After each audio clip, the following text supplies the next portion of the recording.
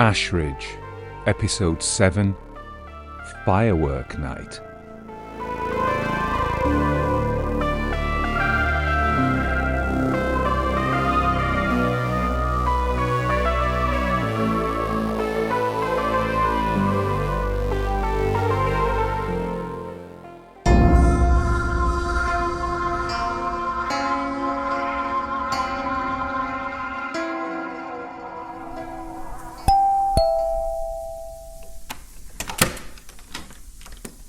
Oh, hello, Alister. I hope I'm not too early.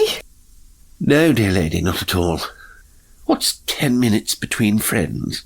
I'm sorry. Were you doing something? I hope I haven't disturbed you. I was merely reading over some books I've just obtained from young Andy Harrington. Oh, anything interesting? Not to you, no.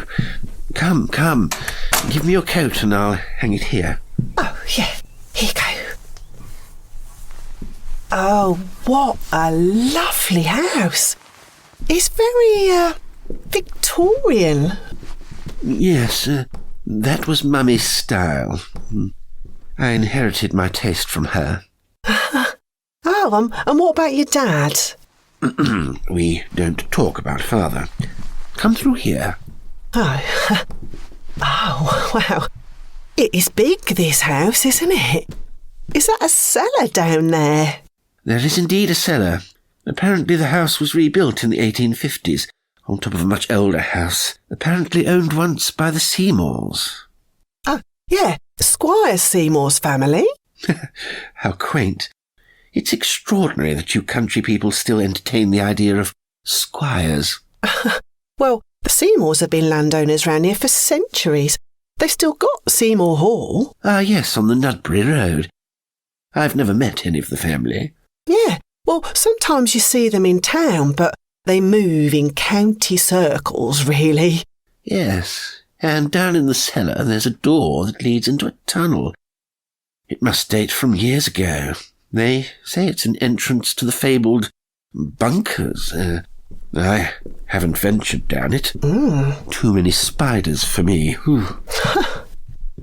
Are you frightened of spiders, Alister? Well, a little. They have too many legs. Here we are. Oh, what a lovely room. It's, Very Victorian, I know. And this is where I do my writing and pondering. Just like Voltaire. Yeah. I don't know who that is. Oh, is this what you've been reading? Oh, and taking notes too? Oh, looks... But we're not here to look at my writing. We're here to improve yours. What's necromancy anyway? Isn't that, black magic? An academic study only. Please sit. Are those your notebooks? Yeah, I got the story printed out on Richard's daisy wheel printer. He's so mean about his ink and paper that I didn't tell him. I'm sure Richard can afford it. Yeah, he can. Not that he shares the money much. Our date night is a pizza from Alternative on Market Street. So...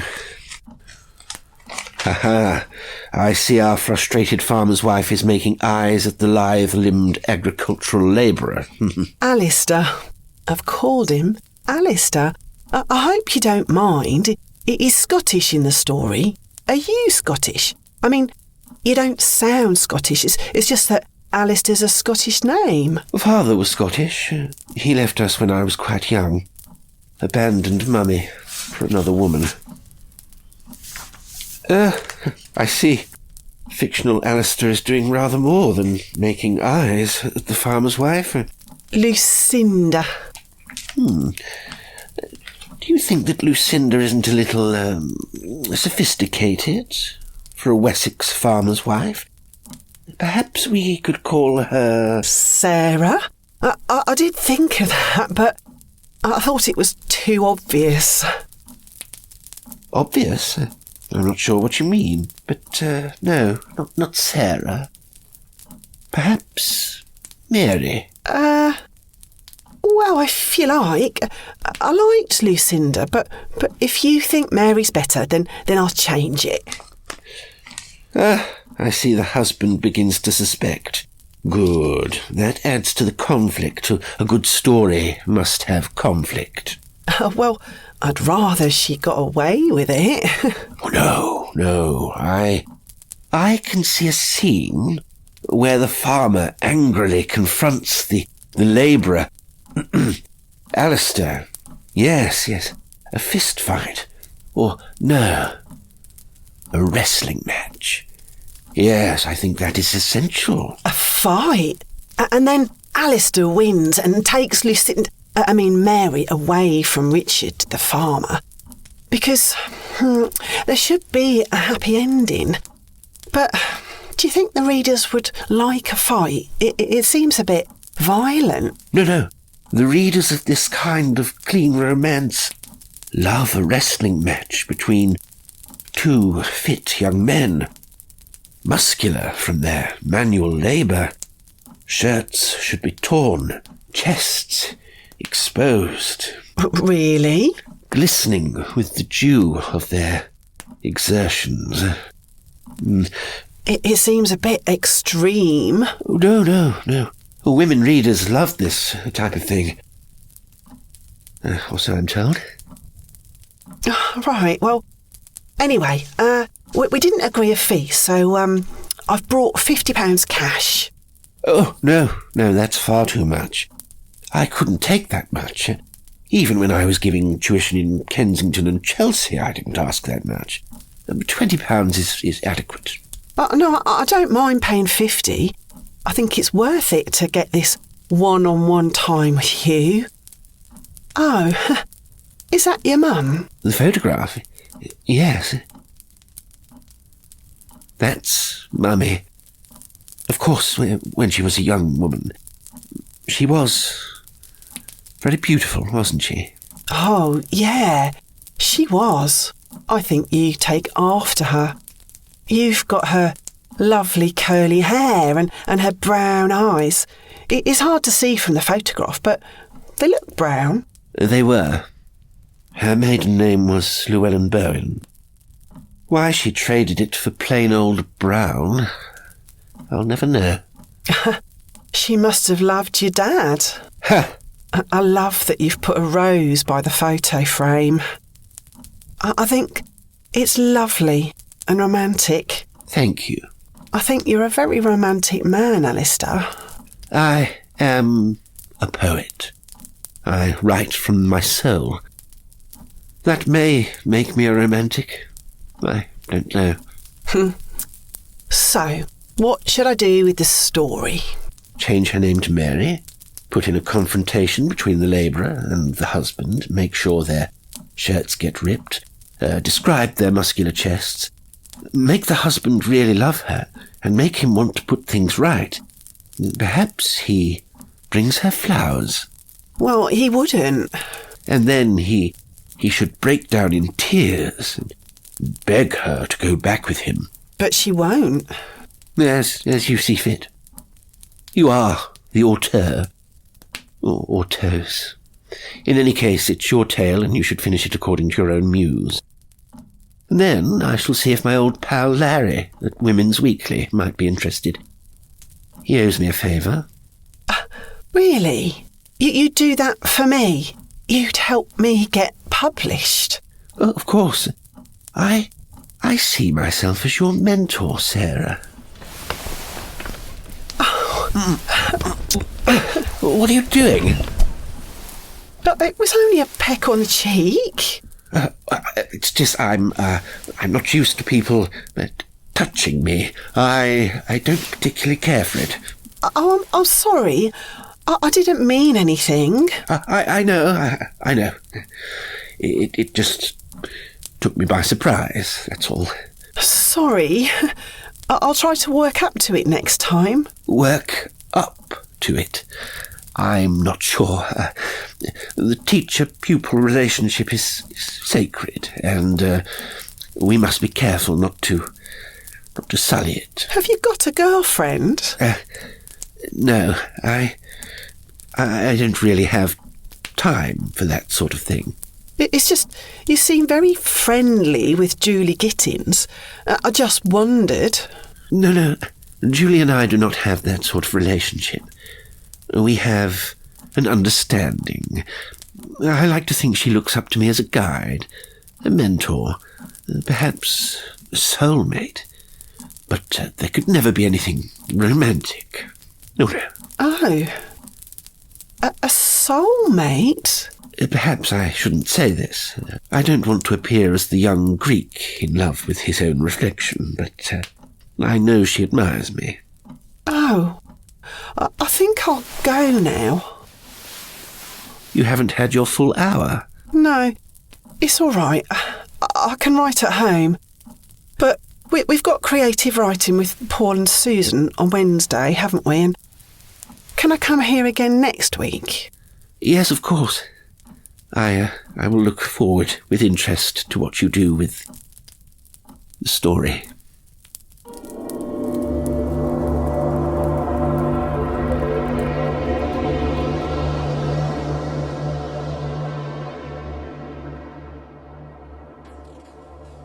So just listen, Merv. I tuned into the bunkers before, and I heard them planning something. So you say. You got any more of that special brew? Yeah. Here. Now, listen, Merv. This is a recording from a broadcast that came out of level 3 down there. Whatever.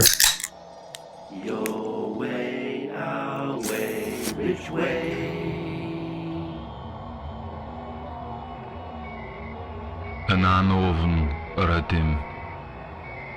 What's all that? Did you record that? No, he's saying it now. It's the rabbit man. He's talking.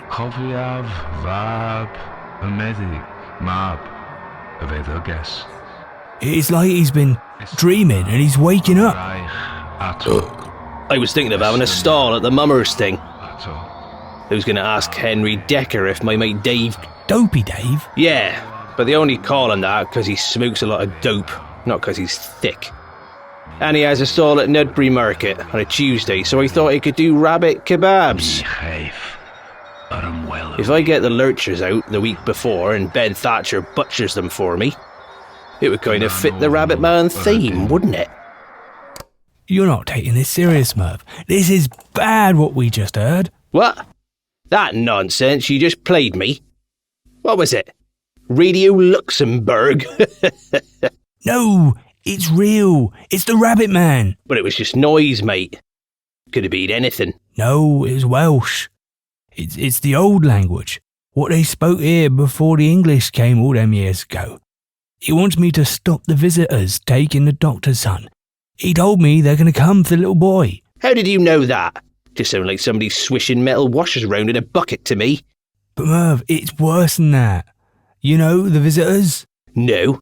I've told you about them. They come down from the lights in the sky. They're trying to use the boy against the shiners. They think he's special. And I thought we could have another stall selling like animal masks, like, for the kids to dress up with. They'll go like hotcakes. We gotta save the doctor's son. We need to tell her, to warn her. If you tell her that, she'll get you sectioned. I wouldn't tell her. You've been sectioned before, haven't you? Once? Twice? Twice. But I can't leave that little boy to be taken by the Rabbit Man. You remember Tom and Charlie? Yeah. He took 'em. Wasn't they just murdered by some pervert or something? Oh, you're right about the doctor. She wouldn't believe me, not on account of me having schizophrenia on my record. Yeah, I told you. You want to be careful. You ended up in Swindon that time, didn't you? I know. I'll go and see Rod Thorne from the New Age Centre. He'll believe me. He's the only one who's ever takes me seriously. You got another can? Ta, mate. Red Thorne. He's a nutter. But then again, so are you. When you planning on telling him about this so-called abduction plan by a made-up rabbit? Well, now. Now? It's bonfire night. Everyone will be at the school field for the fireworks. Well, I'll see him there. I'll go now. Do you want to go for a pint at the Angel first? It's a bit early. We got no time to waste. I've got a bad feeling about this, Merv. I think he's going to do it soon. I'll get some bangers. We'll light them and then throw them around and make the crusty old buggers dance. It'll be a right laugh. Come on.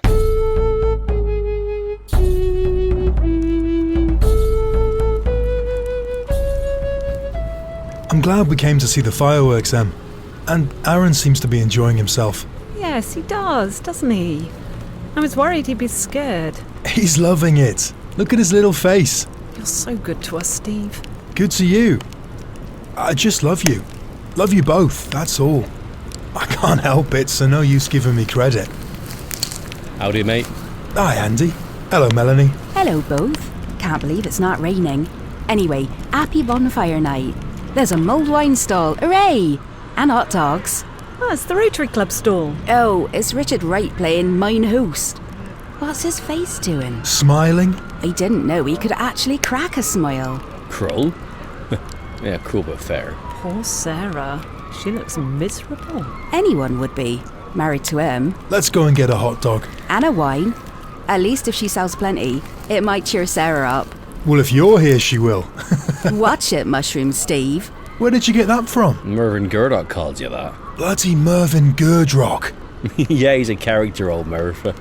Yeah, not really a good customer of mine. No, but he buys a lot from me. I can tell when he sold his rabbits to butchers, and last Christmas, when he was selling those knockoff Christmas trees, he came in and bought a load of Slipknot LPs. Oh, speak of the devil. There he is, with Paul Smith. Yeah, them two are thick as thieves. Mervyn is an actual criminal, and Paul's mental. I mean, poor Paul. He is, isn't he? He must have a proper diagnosis, eh? I can't tell you that. That's medically confidential information. That means he has. And there's Alister Brown. Bloody Alister Brown. He's buying a hot dog from Sarah Wright. A hot dog? I would have thought he was more foie gras and claret than hot dogs and Aldi Glühwein. Why didn't you charge him for the hot dog and wine, Sarah? He's my teacher. So what? If we didn't charge anybody because we knew them, we'd not take any money at all. And let me remind you, we are raising money for local charities. Well, I'll pay for the bloody manky hot dog and bargain booze, cheap wine. Here. There. That's not the point, Sarah, and you know it isn't. Alister Brown isn't short of a bob or two. He can afford to contribute to charity. You don't know anything about Alister. He lost his mother recently. I don't see the point you're making. Well, he's a sensitive, kind man, while you, Richard, you're mean with money. You've got no finer feelings, no sensitivity to anyone else, and least of all, not a scrap of romance in you. Well, you can stuff this for a lark. Get someone else to sell your stupid sausages. Sarah, where are you going? I'm going to the Bambo to see my friend Susan and maybe have a few glasses of wine with her. Don't wait up. I need you to sell these sausages. Can we have 4 hot dogs and 4 cups of mulled wine, please, Richard? Poor Richard. Poor Richard? A minute ago you were saying poor Sarah. I think he's a good man at heart. He just struggles with relationships. Have you noticed how he always barks at you like he's angry? I don't think he is. Apparently his father was a monster to him. Who's going to sell the sausages is what I want to know. Oh, hello, Merv. How's it hanging, Stevie boy? Give me a bite of your hot dog, mate. I got no cash. No. Mate, have you got any Dark Thorn? I was looking for their album Transylvanian Nights. I can order it in. It's a bit specialist. Okay, get it in, and I'll let you have the money when I get paid. You haven't got a job. I still get paid. I got business interests. Come on, Merv. We got to find Rod Thorne. Is Rod Thorne here? I want to work with him if he is. Yeah, he's over there. Okay. But we needs to speak to him first. I don't care personally. Lend me a couple of quid for some wine and I'll let you speak to Rod first. We've got to speak to him first. Sorry, Andy. Nice to see you, Dr. Collins, Andy, Mrs. Harrington. Go on, Merv, hurry. Don't mind him, he's tapped.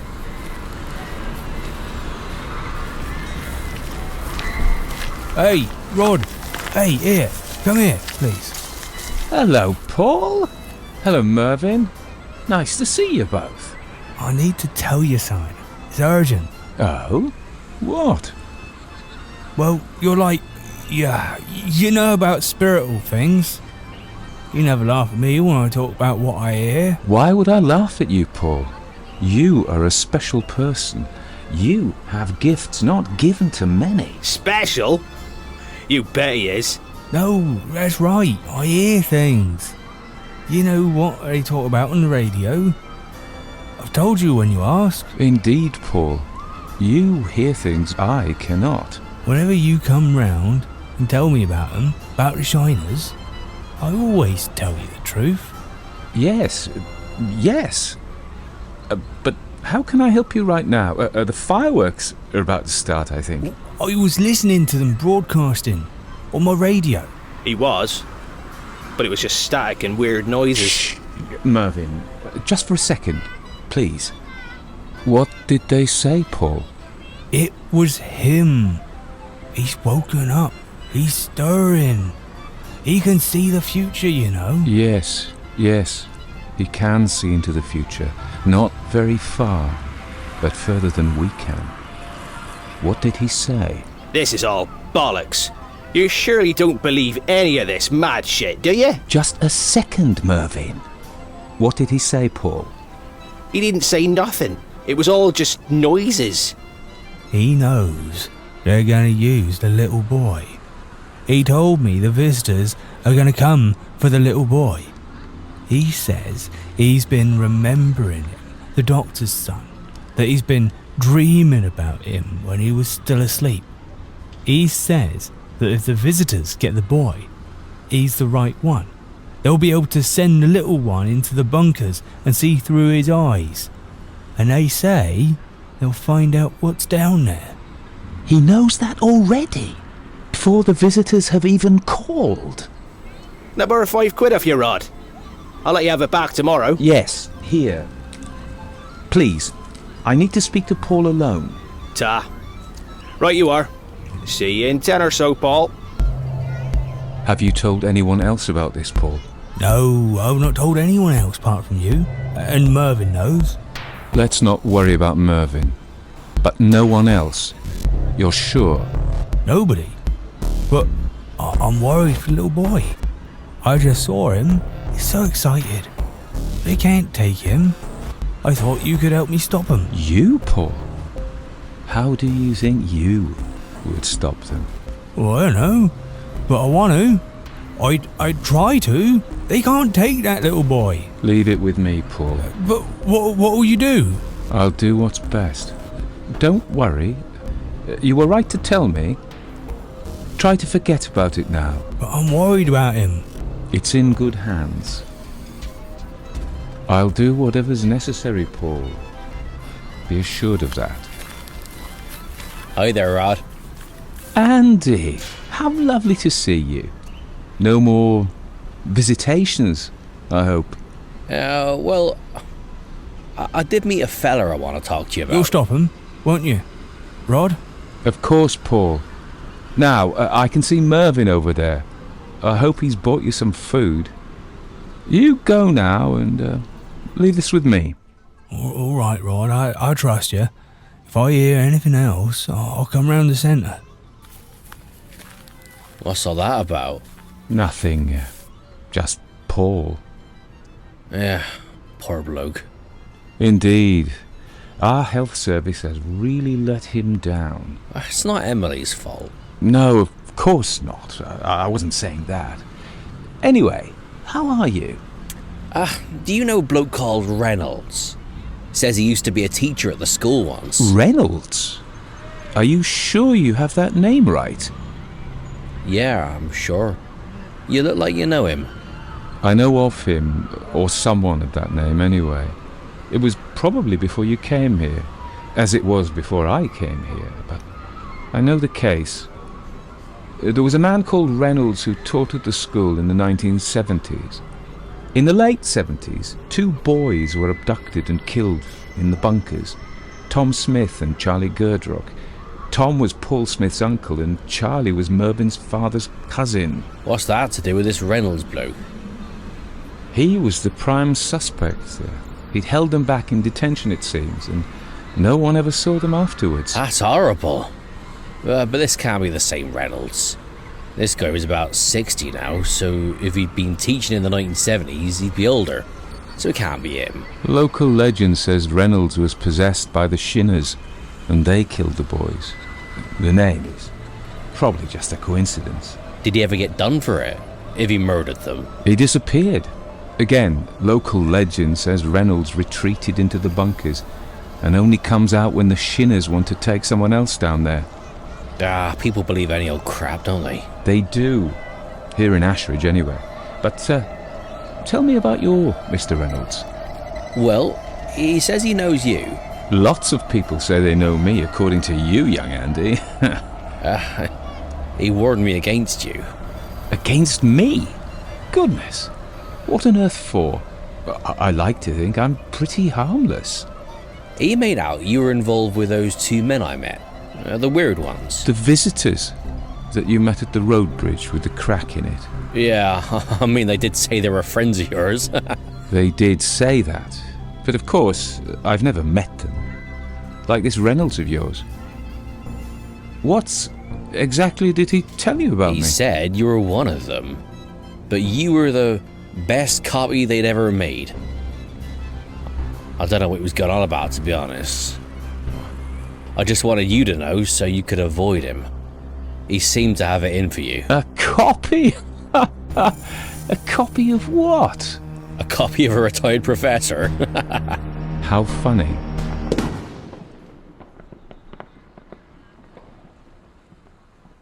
Wasn't bad for village fireworks, was it? Aaron got off quietly. Yes, I think he was dog-tired. He was so excited at the bonfire, jumping and pointing at the rockets. Yeah, he was funny. He's a lovely little lad. Anything on the telly? No, nothing much. Mind if I watch my Twin Peaks?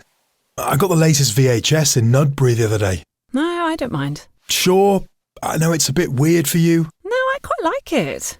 I didn't think I would. It's just like Ashridge, really. God, I hope not. I don't want a bloody giant visiting me. Can you guess who did it? Guess who murdered Laura? No. But you know, you've seen it. I saw it when it came out first. It was big then. I wasn't really watching TV at that time. You were still with Leo then, weren't you? Yes. Well, when he could be bothered. But I don't want to talk about Leo, Steve. It was like 10 years hard labour. Where is he now? San Moritz in the winter, on someone's yacht in the summer, who knows? Who cares? You'd think he could spare some of his money for his son. We don't want his money, Steve. You fancy Shelley, don't you? Shelley? The waitress at the Double R Diner.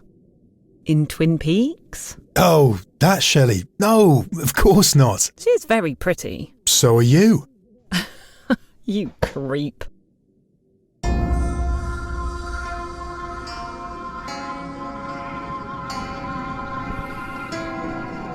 Oh, typical. He falls asleep while I sit here terrified of Bob. What's that smell? It's like an electrical smell. Steve?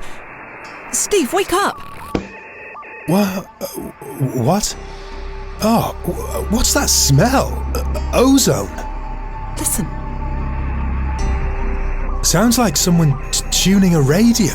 Winding the station. It's in the house. Did you leave the radio on upstairs? No, I haven't had it on since this morning. That isn't the sound of a normal radio.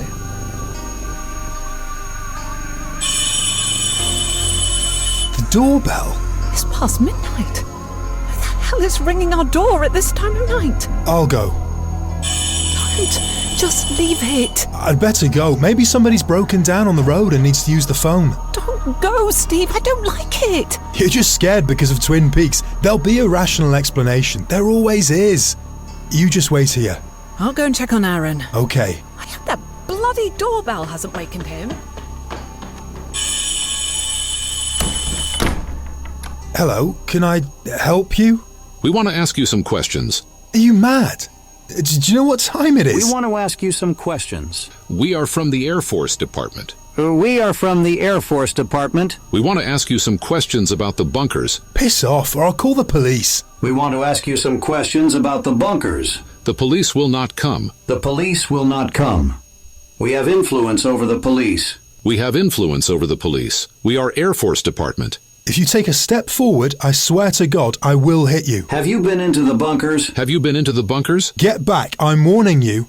Do you know Rod Thorne? Do you know Rod Thorne? Rod Thorne? Of course I know Rod Thorne. What has he got to do with this? We are friends of Rod Thorne, Air Force Department. We are friends of Rod Thorne. We will not hurt you. We need your eyes. Piss off! Steve! Steve! Where's Aaron? Have you seen Aaron? No, I've been at the door. There was the weirdest two blokes in black suits with odd American accents, but like robots. Steve, please! Aaron's not in his bed! He's not come down here. He's maybe hiding in a cupboard. If he woke up and got scared. He's not there, Steve! I've looked all over his room, under his bed, in the cupboard! There's somebody at the window. I can hear them tapping on it. We're miles from anywhere out here. The nearest house is Seymour Hall. It must be that those men haven't left. There's something upstairs. I can hear it moving. Oh, Steve. God. What the hell is that noise? I've never heard anything like it. Let me pass. I'll go up. No, I'll go first. He's my son.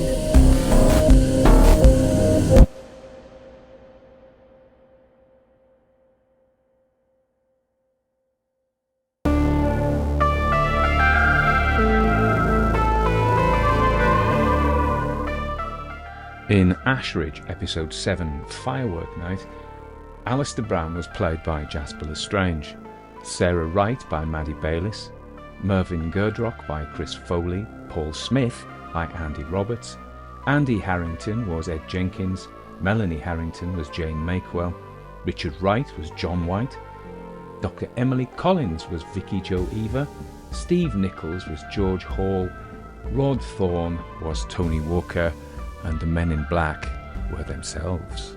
Music is by the Heartwood Institute, and you can buy the Rabbit Man album on the Heartwood Institute's Bandcamp site. Sound design was by Jasper Lestrange, and I would really like to thank him for the fantastic job he's done on this episode. He does a fantastic job on all the episodes, but this one was amazing.